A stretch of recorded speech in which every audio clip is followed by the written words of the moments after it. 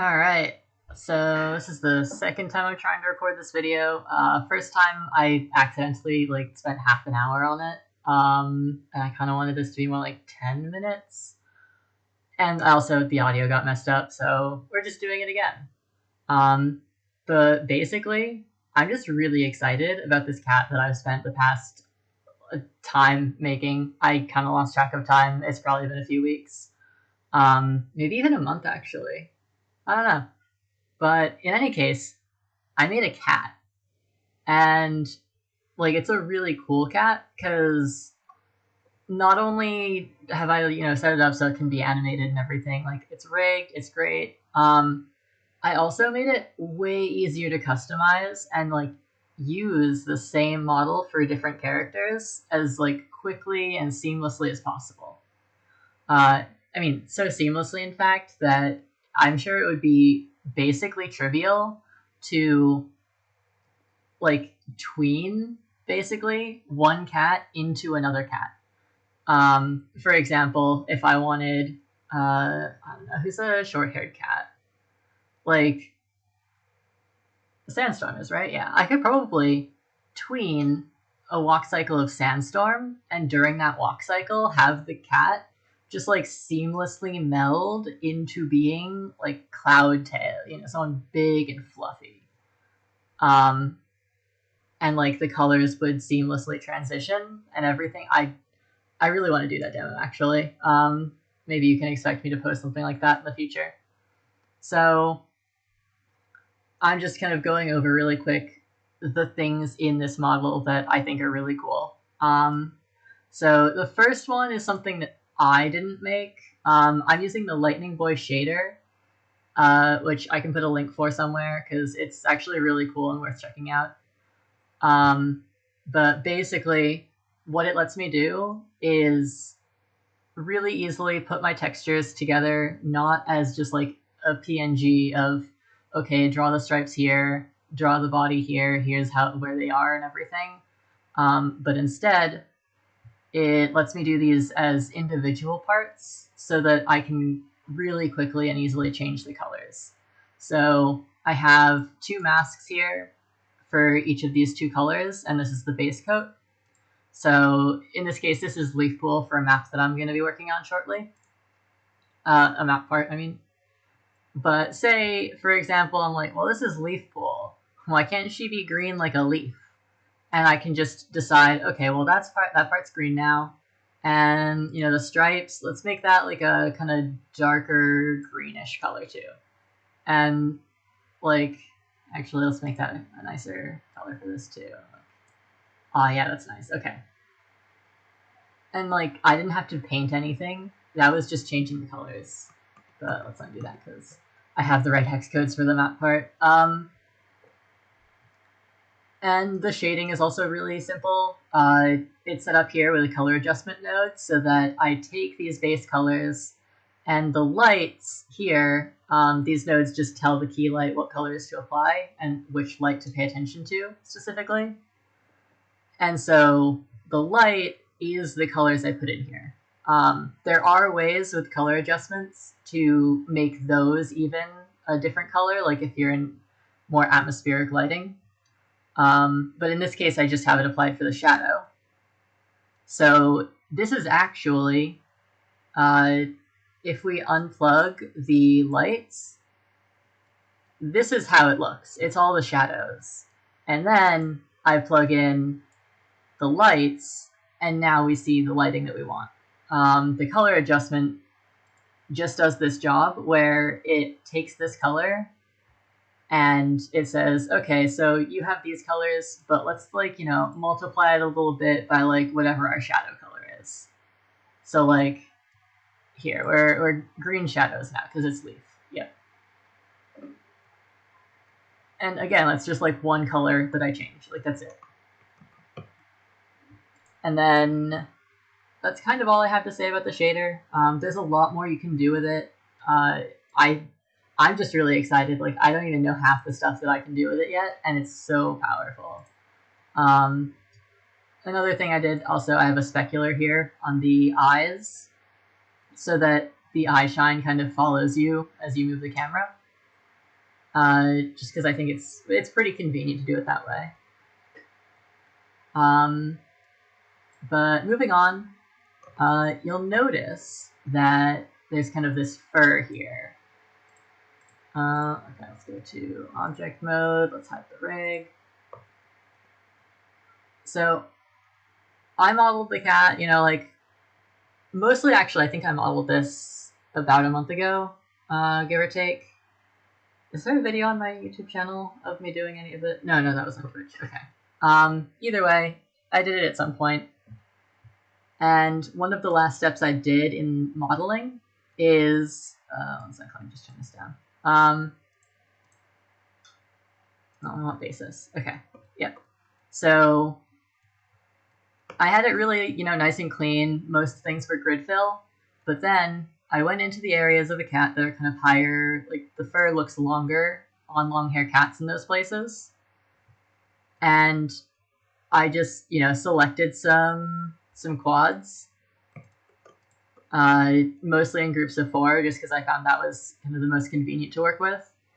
I went to insert face, and I just inserted more geometry, just like right into the model, so that it looks and sits flat when it's smooth, but it gives me that extra geometry to work with so that I could make a shape tween that looks like this. So I can have this cat, like I said earlier, you know, Sandstorm, nice short-haired cat, but then I can turn this value up on my shape key, and the fur just grows, and now we have a really long-haired cat. And that didn't take any work for me to do other than the hours it took to model and pull all that out, right? But, like, it's 3D. You do it once and you're done. You know, same thing for little beard hair here. And to kind of, like, cleanly thicken up a bit of the shape here. I do need to go in and change some of the tail because the default tail, I think, is a bit thin. But I think I can also just change that by scaling with the bones. So I have that. And then, let's see, how do I speed through this? Oh yeah, just really quick. There's a scar. Look, little notched ears. That was way harder to do than it needed to be because I did not remember that I wanted to do that until after the model was done. So I couldn't change the geometry. Honestly, it's a mess. Let me show you. It's really funny, actually. So, like, these are just really long quads. Like, this is normally all the way up here. Let me go to basis. See? Yeah. And yeah, it looks like a mess, but I made it work, so we're happy with it. What else we got? Oh yeah, so all these purple ones, these are all in drivers. So I can't show how they look here, but if we go into pull up our rig and go into pose mode, what I did is that all these little green bones here floating in the air, those are all drivers that I set up to affect those shape keys, as well as I also have a bunch of actions on bone constraints. So let me just show you how those look in the bone itself. So here's the jaw. I know I have this one because it's one of the ones I use a lot. So I just tell it, pay attention to this bone called open driver. That's this bone right here, because the name's in the corner. It pays attention to where open driver is, specifically on the Y axis of its local space, the open driver. And it plays the action that I named open, which I can show you right over here. Let's go to open, unhide the rig.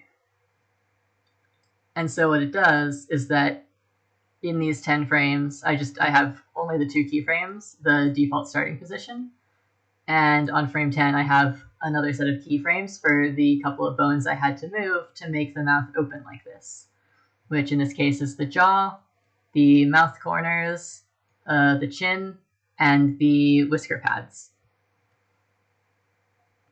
And so now that I've found the right way to move all those bones, especially the mouth corners, getting them to work for all of these was a bit finicky because of just the shape of a cat's mouth and how I modeled it.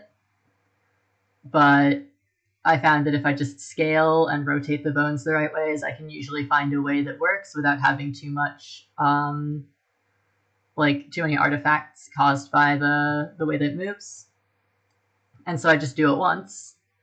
And now, if I go back over here, and I move the open driver up, like it says in the bone constraint, it and the other bones that it deals with move how I told it to. So now I just have to move one bone to get the mouse to move like this.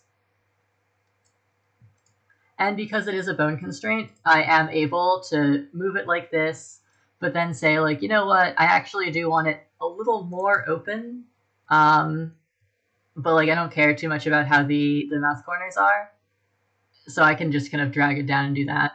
It does break a bit, but like this is about as far as I think that you'll ever need to move the cat's mouth, except for like really cartoonish situations that I'm not gonna account for. But it's still bones. You can still move them. And then a couple of these are also shape keys, like, these worried eyes. They were one of the drivers we saw in the shape keys earlier. So if I move this up and down, the bones don't move. But if we hide the rig, also it's easier to see in render view, and we move this up, we do see the actual verts are moving along with the shape key. Oh, yeah, move it down. Okay. And then, oh, whoops. No, we're not.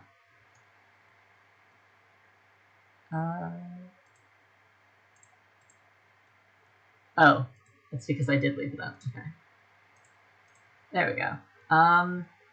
Yeah, so that's a basic overview of the drivers. One thing I'm really, really happy with is, especially these ones, I guess it's these ones too. These drivers are for lip sync. So there are a lot of bones here in the mouth to control, and it's kind of tedious to do lip sync for like every phoneme using like all of the bones necessary for it. So what I did is I made drivers for basically all of the main, not phonemes, because you don't see phonemes, you hear phonemes, but you see visemes, which is just the word for the visual face representation of how people make sounds with their mouth to speak. Because there are some phonemes that look the same, so they share a viseme. For example, this one here I call the bilabial driver, because it's the viseme that covers all bilabial consonants. So in that case, that would be like p, and b, because bilabial consonants are ones where you bring both lips together to cause the stop in the air. And so that's what this one does. And so I have the same thing for labiodental. That's just sounds that have the one lip coming to meet teeth. So in that case, that's like f and v. Then we have unrounded, which is kind of a catch-all for a lot of sounds that look really similar, like duh and la and the. There's a lot, really. This one is the protruded rounding driver. So like ch would be an example in English. We do kind of a protruded rounding on that usually. And then this is the compressed rounding one. That would be more things like ooh, where your lips are kind of brought together more tightly. And then this one I have, so closed and open. Generally, I expect those to be for vowels. So open would be like ah, and closed would be like e. But the closed one also can do things like s, like the S sound, just because they look the same, basically. But because I have these all on drivers, it makes it really fast to do lip sync without worrying too much about making the mesh not deform in ways that don't, like, they have more artifacts introduced. Just because the way the shape of a cat's mouth is, it's kind of hard to get the mesh to deform cleanly. Like, you see I parented the corners of the mouth to the jaw. So if I rotate the jaw, this moves down, and you see it kind of pulls down the corners of the mouth in a way that looks really unnatural. But by using the drivers, I've figured out ahead of time what I think looks good. And so it's really easy now to just rely on these. So if I have a cat that wants to say, like, hello, what would be eh? Actually, the default mouth shape is already kind of an eh. And the H sound doesn't really have a shape as much. It's just, like, still open, like this. So hello. So would be unrounded. So let's bring that up. And then I have a tongue driver as well, so let's bring that up as well. And then for O, so hello, let's bring this back down. I'm not doing an actual animation, this is just proof of concept for the video. So then O is a diphthong, it's and oo. So again, we would kind of come back to this space, probably do a bit of the open driver for the part. And then we would come in with the compressed rounding driver for oo. And so that's kind of my thought process on how I would lip sync. And like, that was really fast, right? Like, I know which ones to go for. Knowing some things about linguistics does definitely help speed that up. But I mean, learning linguistics is great. So, you know, just do it. And then I have expressions, of course. I'm not going to kind of really go through all of them, except for the angry mouth. I think is really exciting, actually, because, like I mentioned before, the corners of the mouth are kind of like, I had to make some concessions on them, weight painting, because the way that it's modeled, there is, you know, this bend in the mesh where the corner of the mouth is. And so it's really hard to make that shape different with just the bone. Like, I can rotate it and stuff, but it'll still have that type of shape. Even if I scale it, it's still there. So if I want to change it to a different shape, I can't really do that. So what I did is I went to the action thing. I made one called Anger Mouth. Let's just, actually, we don't really need to do that. And I'll keep going. So you can see the bones here. I move them to roughly this shape. Well, exactly this shape, actually. And it kind of looks angry. You know, the whisker pads are a bit up. The mouth corners are kind of pulled back. But it doesn't really look quite right. And that is because the corners of the mouth have this kind of, you know, they're still pointed down. They're like kind of not drawn all the way back in a way. If you look at reference images of actual cats that look angry, they tend to have more of a shape that it follows like a diagonal, like down direction here. I don't know if I can show it very clearly with just moving my mouse around. Whereas my mouth corner, it can really only stay this way, but I want it that way. So what I did is that I took this. I said, okay, that's my starting point with the action, moving the bones. And then I went over into modeling. Let's hide all those. And I made a shape key for it as well. Okay, let's disable this driver really quick, just so we can see it, for example. And so what I did is that I took this, I made the shape key, and then I went in and I just cleaned it up. So then now those corners of the mouth do go the direction I want them to go. I also had the chance to add like a little bit, it's easy to see here, like a little tiny bit of wrinkling on the nose, not that much really, but a little bit. And I think this looks just generally angrier. It's easier to see if the eyes are also angry, of course. But let's just undo that because we want that driver to still exist. And, you know, undo. So then, let's go back into pose mode. Oh, actually, I want to bring that to 0. And now we can go to pose mode. And so I have both the shape key and the action use the same bone as a driver, so they just happen together seamlessly.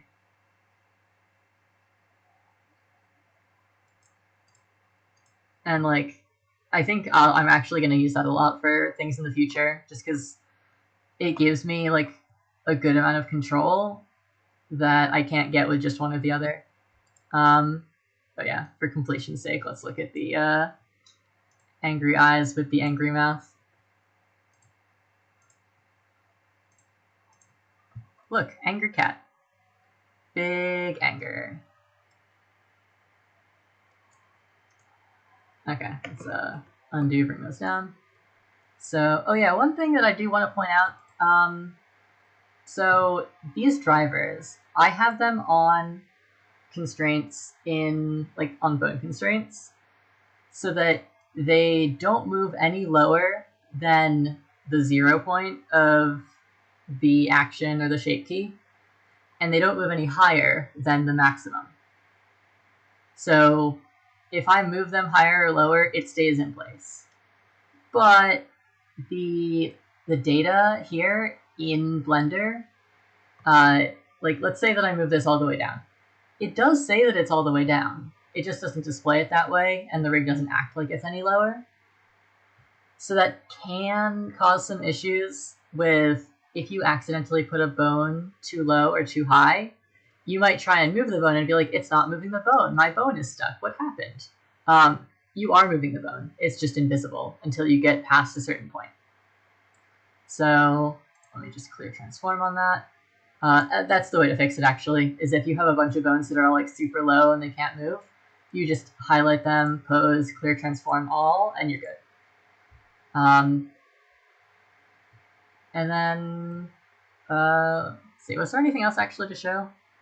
Like, I showed the shape keys, I showed these, the shader was really cool. Oh, right, okay.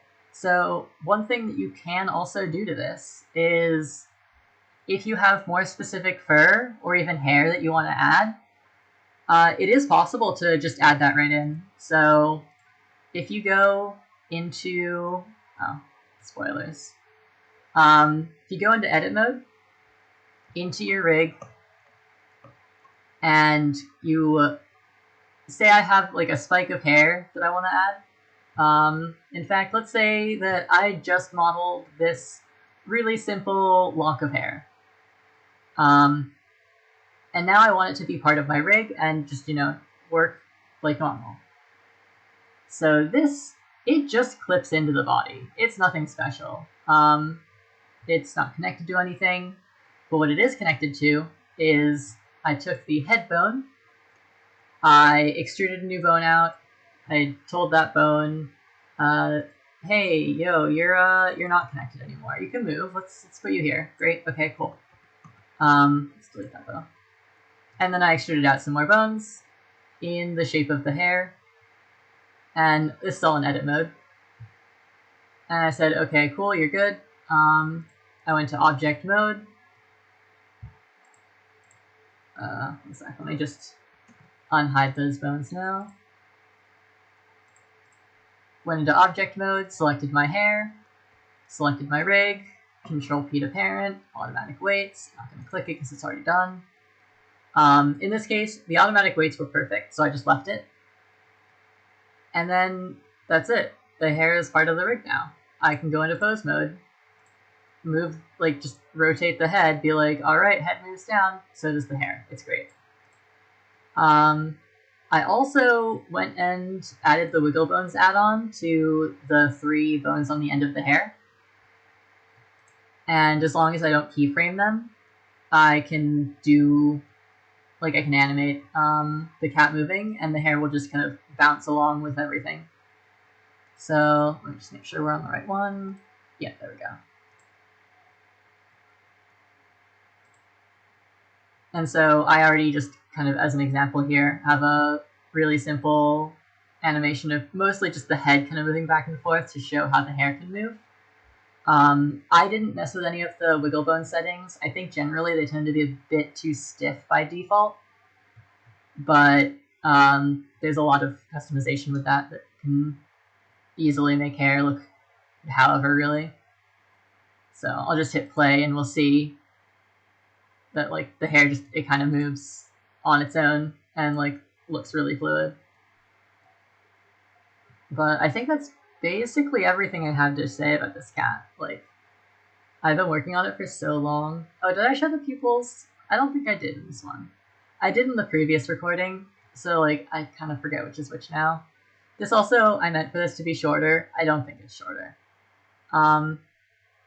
But, you know, whatever. Well, let's go and show the 2. Okay, so let me just hide, like, everything. Okay. So you see the pupils here. I have, like, a 2D setup, pupil here, flat plane for the eye color, like, actually, like, literally 4 verts, and that's it. And then the pupil is basically, like, parallel with that. And what I did is that I set up the bone so it's also parallel with the plane. And I set up the bone constraints so that over here, I just disabled the Z direction so it can't move in or out. It's only going to move parallel with the plane. And it can't rotate away from the plane. It can only rotate side to side like you can with your eyes in nature if you move, like, rotate your head, right? And also I can't scale it in, so it's never going to, like, shrink so much that it clips into it. And that way, I can just move around the eye, and it will stay, like, nice and clean. Like, you'll be able to see the pupil. Before, I actually, like, you know, if I have it like this, it will clip in and out really easily. So let me just relock that because we don't want that to happen. And then I set some maximums on the movement so I can't move the eye any further in these directions. It will clip out of the head in this corner, but, you know, whatever. It's important so that if I scale it down, oh, I said scale. Like, it doesn't clip here, but if I had the restriction any less far, then we couldn't get the eye to move as far as we might want to in this at this kind of size. So I don't know. Basically, I put in a lot of work to try and make this as easy to work with as possible, and I'm really pleased with how it's turned out. Like, you can lip sync really fast. You can move the eyes. They're, like, nice and 2D. I personally like using more of a cel-shaded type look, but I mean, that's just, you can do whatever you want with the Lightningboy shader. It's really powerful. But I'm not the teacher for that. I don't know how to use it. I mean, I kind of do, but not really. So I think that's basically everything, right? Like, yeah, I guess in that case, thanks for watching it this far. Like, I'm really excited about this cat. I'm thinking I'll probably, like, if people want to use this model, I'm happy for people to grab it from me. Like, I made it to be usable, so I don't mind sharing. So yeah, I guess thanks again for watching.